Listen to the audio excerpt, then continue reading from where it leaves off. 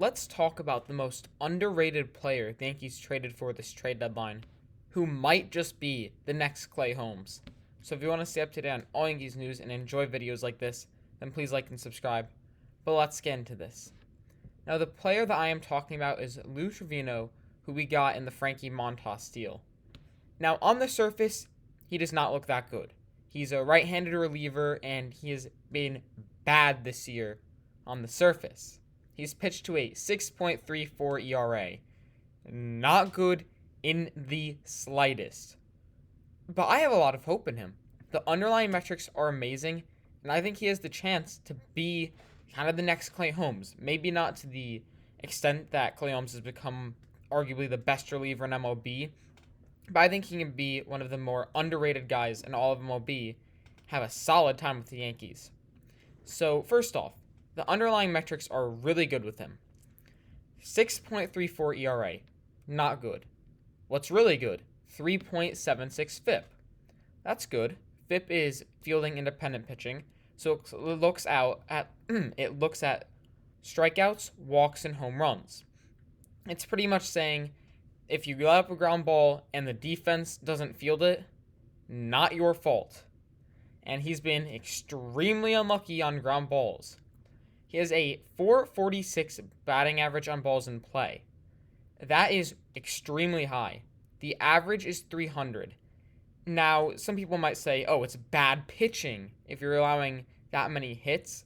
But this would be ridiculously bad pitching. Like that 446 BABIP on balls in play is the highest in the majors by so much.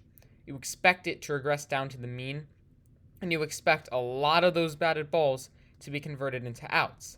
And that's kind of what we see with FIP. If the fielding independent part, he's doing pretty good. 3.76 ERA or FIP there. Now, his xFIP, which is expected FIP, is even lower at 2.86. Now, expected FIP looks at the fly ball to home run ratio and reduces that to the average. This is because you have fly balls that are just sneaking out of the ballpark, kind of unlucky ones there, or a pitcher hangs one or two too many and it ruins their ERA. So they get the guy down to an 0-2 count, hang a curveball, all of a sudden their ERA is through the roof. So he's been in a lot of those situations. He's gotten pretty unlucky when the home runs have happened, and it's shown. Again, 6.34 ERA, 3.76 FIP, 2.86 xFIP. Really good there, just looking at the underlying metrics there.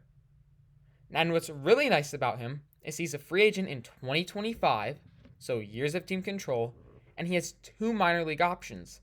So if he does pitch poorly, send him down to the minors. I also like his pitch arsenal. He has thrown 6 different pitches this season as a reliever, which is just strange. He's been mainly a sinker, fastball, slider type of guy, but he's thrown the cutter a good amount, he's thrown the changeup a good amount. All of those pitches, the cutter and the changeup, they've had a usage rate above 10%.